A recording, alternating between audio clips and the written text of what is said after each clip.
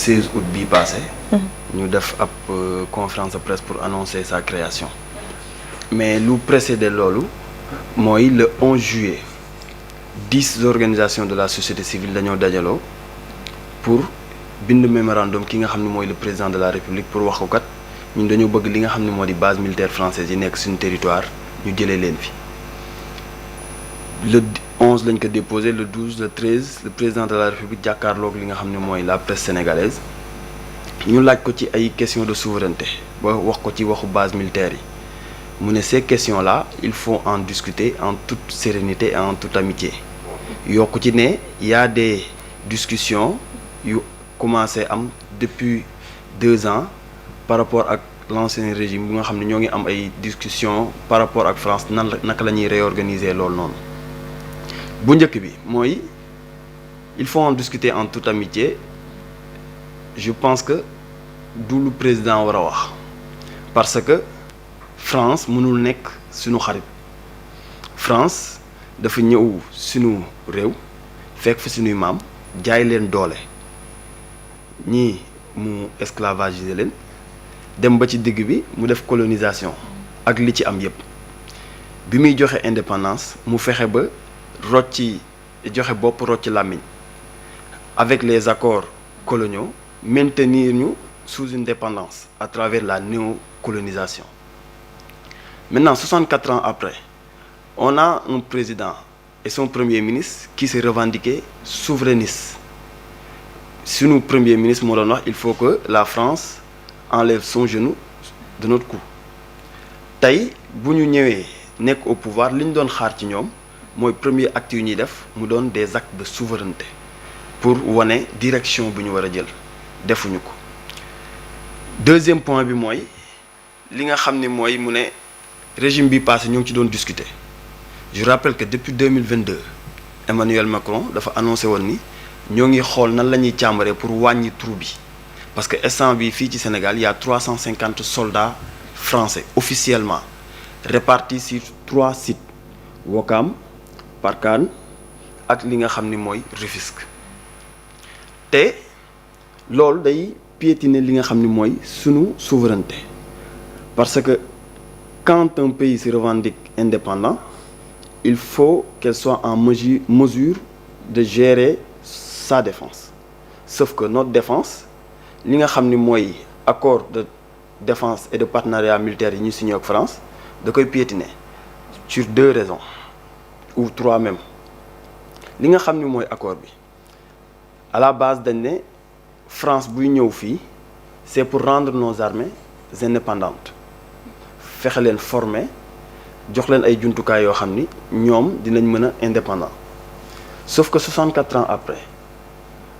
bu dee suñu armée indépendante na soxlootuñu France bu dee suñu armée indépendantul soxlawuñu France dans tous les 2 cas parce que bu dee suñu armée indépendante nañ ça veut dire mënal nañ seen bopp kon soxlaatuñu France fii ci suñu territoire bu dee suñu armée indépendantul ça veut dire que France mission bi mu amoon objectif bi mu amoon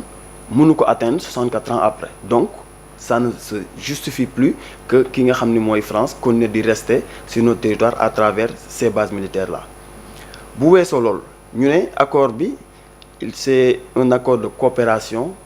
et de formation bi mooy la France mooy former suñuy officier yooyu noonu dafay am France ay information confidentielle yoo xam ni da koy détenir par rapport à notre défense au-delà de cela li nga xam ni mooy formation bi coopération en termes de renseignement c'est-à-dire il y a des échanges en termes de renseignement entre la France et notre armée loolu day ouvrir benn brèche pour France mën a espionner li nga xam ni mooy sunu armée c'est-à-dire moment bi ñuy wax France dafa détenir ay informations yoo xam ni mënoon nañu wax ni état-major Sénégal kese moo ko waroon xam te France am na ko ci accords coloniaux yi ñu ne France moo ñu war a fournir tout ce qui est équipement ak armement sauf que France ñoom dañuy wax du ñu fournir tout ce qui est létal maanaam lii tax yow nga mën a défendre sa bopp ñoom duñu la ko fournir problème boobu lañ amoon ak Mali ba Mali mujjee dénoncer li nga xam ni moo di accords yi kon tey loolu yëpp bu taxawee ñu am ay njiit yu bees yu ne ñoom kat ay afro-souverainistes lañ ñoom dañoo bëgg Sénégal bu moom boppam ci Afrique bu nekk en progrès tey li ñu doon xaar ci ñoom mooy ñu jëmmal seen kàddu yooyu ñu doon wax mooy ñu def un préavis de 6 mois pour dàq li nga xam ni mooy armée française fii ci suñu territoire muy mbir moo xam ni warul am négociation parce que boo woowee souveraineté parce que mën naa élargir tuuti génn ci cadre li nga xam ne mooy base militaire France daf ñu nax ni mu ñu naxee mooy France bi mu ñu coloniser dafa jël li nga xam ni mooy suñuy doom dugal leen ci école boo xam ne Jules Ferry moo tëgg nan la war a doxee objectif bi moo nekkoon aliéné leen léegi nag nit du la noot ba pare di la jàngal luy tax nga mën a génn ci nooteel googu noonu mënul ne donc bu ñu jëlee indépendance li ñu waroon njëkk a def mooy réformer l'éducation réformer notre système éducatif ba mu correspondre à nos réalités socioculturelles ba mu correspondre à notre environnement immédiat sauf que loolu defuñ ko muy premier pilier boo xam ni France mu ngi continuer di ñu noot deuxième bi quand un pays est souverain il bat sa propre monnaie ñun baaturuñ suñu monnaie parce que on est dans le système franc CFA France moom monnaie bi France moo koy déterminer parce que suñu compte d'échange France moo koy gérer parité fixe avec l'euro France moo ko décider li nga xam ne mooy suñu compte d'opération France la ne li nga xam ne mooy suñu biir conseil d'administration banque centrale France dafa am droit de veto maanaam lu mu bëggul du fa am te réew xam nañ ni politique économique mën nañ jàpp ni 2 leviers la politique budgétaire et la politique monétaire maintenant sauf que ñun instant bi politique budgétaire rek la ñu am et que cette politique budgétaire là ne nous permet pas d'avoir une politique économique solide dañuy dugal ci loo xam ni on est toujours dans l'urgence économique au lieu d'être dans l'intelligence économique kon tey li nga xam ni mooy France bëgg ci point boobu mu ngi ko ne duñ noot mu ñëw nag taftal ci li nga xam ne mooy les bases militaires ci biir accords yi ñuy wax France mën na intervenir à chaque fois bu sentiree li nga xam ne mooy ay intérêts menacés définiruñ ko régime bi fi nekk mën nañ ko bañ a arranger France mu faire de telle sorte que mu def coup d'état comme il y a eu dans le temps France moom moo daaneel Thomas Sankara France moom moo daaneel Sylvanus Olympio France moom moo daaneel et cetera bi mujj li gën a récent rek mooy en Côte d'Ivoire en 2004 le 7 novembre 2004 li nga xam ne mooy France nee na yooyaay dafa sentir ni ses intérêts dafa menacé la France s'est permis de bombarder la flotte aérienne ivoirienne yàq avion yu fa nekk yamul ci loolu population yi génn manifester les éléments français tirent sur les Ivoiriens ba mu am 87 morts ak plus de 1000 blessés parce que la France a senti ses intérêts menacés kon tey mën nañoo xëy France waaye peut-être ndayu askan bi ñoo ngi yàq peut-être des entreprises françaises yu ma bëggutul pour def leen publicité France génne élément français pour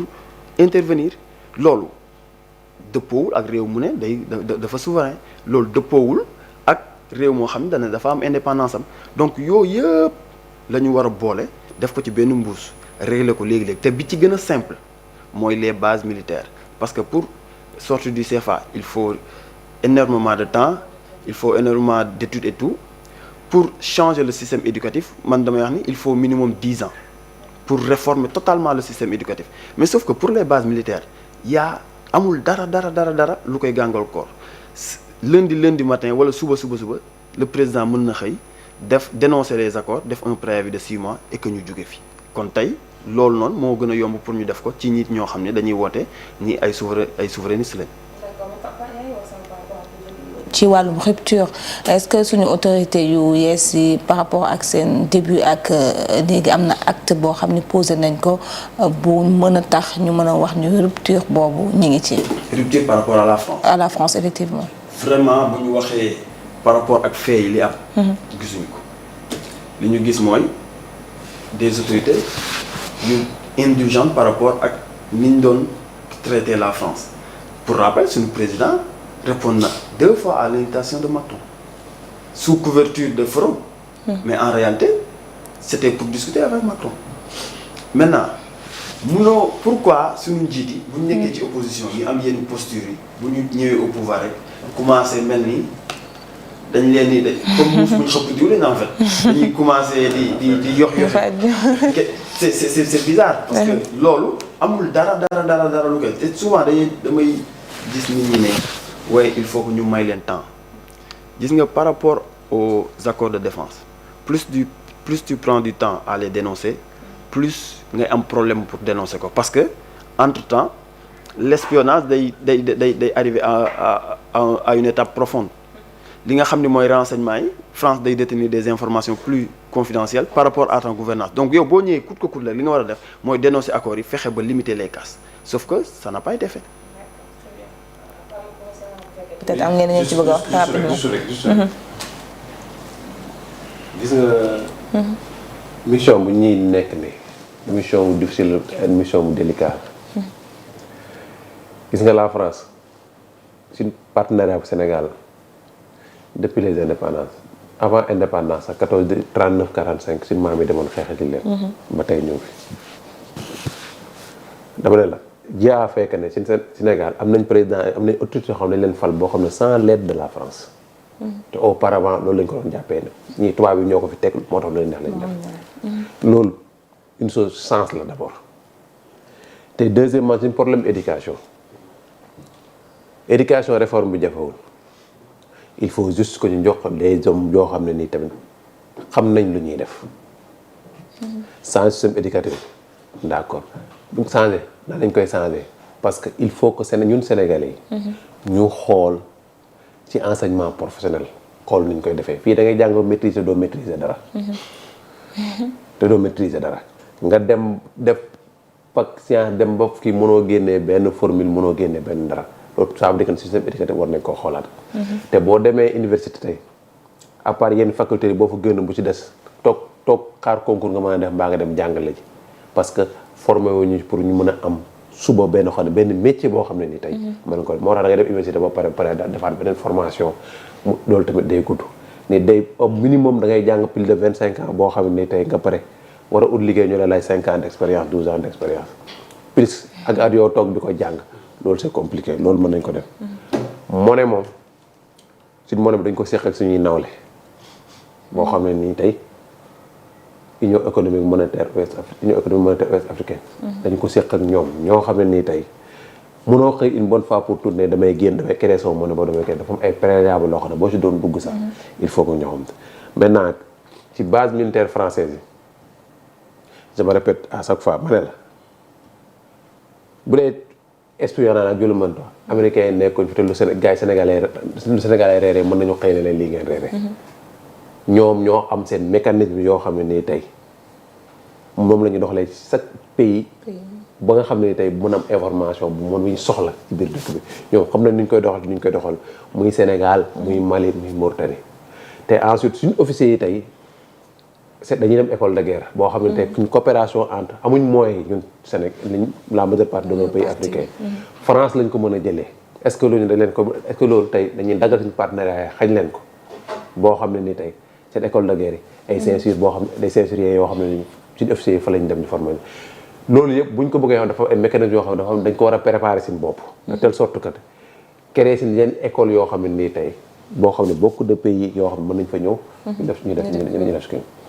te benn pays boo xamante ni mënta développer sans pour autant avoir des accords de partenariat les accords de partenariat ne mën na nekk partenariat de défense mën na nekk des partenariats économiques mën na nekk des partenariats économiques loolu àddina bi moo ci fekk te et puis la France bu njëkk bu France bu njëkk boo ko tax France bi de léegi ñu les pays africains là nos dirigeants là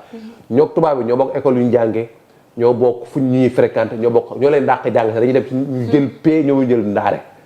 dàqatu ñu jàng gënu ñoo muus gënu ñoo xam ne ñoo doxalee moo tax ci lu ngeen ci daw par rapport bu njëkk ba mënut am ci suñu dirigeants africains yu ma gis nii ñoom yeewu nañ rusuñ jàkkaarloog bu njëkk da gis tubaab da doon ñu koy topp naan tubaab loolu ñëpp ko fekkee mais talatuñ loolu parce que dañoo jàpp ne tubaab bi ñu ñoo leen gën sax ñun dañ leen jàpp loolu maintenant nag bu nekkee dañoo rompre suñ contrat de partenariat avec la France ak yeneen pays tamit nos parents qui sont ñu nekk France ñooñu tey quel sera leur comportement vis-à-vis quel sera leur comportement vis-à-vis ak ci France ak vis-à-vis de Sénégalais. c'est que problème tamit c'est compliqué c'est délicat boo xam ne ni tey pour lu président Bassirou Diomaye Faye la d'accord il faut ñu xelak d'une façon minutieuse duñ ko def benn sauvegarde brutale boo xam ne d'une façon net ni ñëw rek ne def tabula rasa dàq ñëpp génne ñëpp. boobaa boobaa tamit accord de partenariat bépp moo aussi bépp convention boobu ñëwee da nga ko ratifié. te gëm naa ne seen accord yëpp ratifié nañ ko. def nañ ko de telle sorte que mu ngi dox. nañ ko def d'une façon sereine. xool partenariat mën na am mais na doon gagnant nga gis sa bopp ma gis sa bopp. loolu laa gëm. D'accord, merci Pape Makoura Ousmane. En tout cas, ñu ngi lay remercier. Vous êtes le coordonnateur du Front pour le retrait des bases militaires françaises au Sénégal. Waaw rapidement rek pour ñu jeexal. waaw en fait Pape Makoura li muy wax am na solo. mais je sens que il y a un manque de volonté de puissance. Non, de nos dirigeants et des Sénégalais. Parce que comme système éducatif bi. moo ñu jàngal ni suñuy maam. pour ñu ñëw jàpp leen jàmm dañ leen doon nax di leen jaay ay seetu te ba léegi amul benn historien bu sérieux bu def des études sérieuses bu déterminer la véracité de ces propos pourtant ñu ngi koy jàngal suñu élèves yi depuis des miroirs des pacotis verrouillés armes à feu et ainsi de suite. naka lañ mën a ñëwee ci peuple boo xam ni 6000 ans avant Jésus-Christ mu construire des pyramides à travers l'énergie solaire mu initier ces populations à l'astrologie, les mathématiques, la philosophie. La plus grande civilisation bi inspiré toutes les autres civilisations est africaine. ñu ñëw ñun la ñooñu seeni sët après dañ leen doon jàpp njaam parce que seeni maam dañ doon jaay ay jaam parce que dañ leen doon jox ay seetu loolu xel nangu ba pare ñun la l'Afrique n'était pas civilisée ba pare ñun la ay buur ñoo ko doon def une société non civilisée nan la ko lay organiser ba am organisation sociopolitique ba mën a am buur xel moom la ñuy nasaxal ci sunuy ndaw dès le bas âge jàngal la yow doo dara say maam duñ dara tekki woo leen dara te loolu immédiatement il faut que ñu changer ko parce que sinon ci nii rek la ñuy nekk beneen bi mooy par rapport ak armée bi ak sunu mbokk yi nekk France ça n'a rien à voir parce que y a des Français yu nekk fii di fii liggéey y a des Français yu nekk fii di fi jàng kon tey amul corrélation ak accord de défense yi parce que est-ce que France dina nangu ñun Sénégal ñu am une base militaire digg Paris à 10 minutes de l'Élysée la France du ko nangu autre chose mooy par rapport ak l'histoire foo dem ci dëkk ci monde bi amul benn peuple bu sérieux buy nangu les séquelles de sa domination xel xalaatu ñuy tabax statue Hitler biir Paris ñun Saint-Louis boo fa demee da nga fay fekk statue Faidherbe nos rues portent toujours les noms des colons rien que pour cela rek waroon na tax non yooyu yëpp ci processus la bu ñu war a nekk pour armer notre population de conscience historique pour afin de lui permettre d'avoir une volonté de puissance boo xam ne da koy exprimer day jóge ci peuple bi jëm ci autorité yi te loolu ala kulli àll bu ñu ko deful fii ak 200 ans suñuy sët fii lañ tooga di wax la même chose pour les mêmes faits te loolu wax dëgg fa yàlla war nañ ko rus war nañ ko jomb. merci beaucoup. merci ci teewaay bi ak disponibilité rafetlu également waxtaan bi nga xam ne sekk nañu ko ak yow ñu bàyyi la nga tàggoo. waaw di leen sant. gërëm di rafetlu jotaay bi. di yaakaar ni lépp lu fi wax rek am na njëriñ. di lancer un message rek ak sénégalais yëpp. di leen wax ni le Front pour le retrait des bases militaires nekkul une organisation d'opposition on ne fait pas de la politique le Front dafay jug pour xeex tout ce qui est question de souveraineté pour Sénégal moom boppam loolu sénégalais bu ci gis boppam bu sentir ni kat Sénégal war na moom boppam 64 ans après ñoo ngi koy woo pour mu ñëw di fàttali juste que ni gis nañ ñu bëri suñu bi ñu defee suñu conférence de presse ñuy wax ni waaye ñii kenn gisu leen woon je rappelle man étant élève en 2014 laa commencé di dem manifestation pour des questions de souveraineté je rappelle que les organisations yu nekk ci front bi en 2016-2017 ñoo initié le front anti-CFA je rappelle ces organisations yu nekk ci front bi ñoo organisé woon la plateforme pour la souveraineté monétaire France Dégage ces organisations ñoo fi nekk di exécuter depuis des années kon tey ci même logique la ñu nekk li ñu doon wax moom la ñuy wax bu amee ñu changé ñeneen la wante du ñun. beaucoup remercié. merci maa ngi lay kontaan trop di teew. xanaa ngeen na mun a wax. sa xarit bi. waaw. am na xel loo koy sànni xel. waaw suba teel suuf rek jël ko suuf waaw incha allah. waaw di comme ni ma koy terminer. waaw di ñaan yàlla aar ko. amiin aar Sénégal. amiin ci ay noonam. yu nekk ci biir réew mi ak yu nekk bitim réew. Senghor merci. ba demain opération ngokki bi. dañ ko continuer ndax comme ni ma ko waxee. mënuñu nangu vraiment ci ndod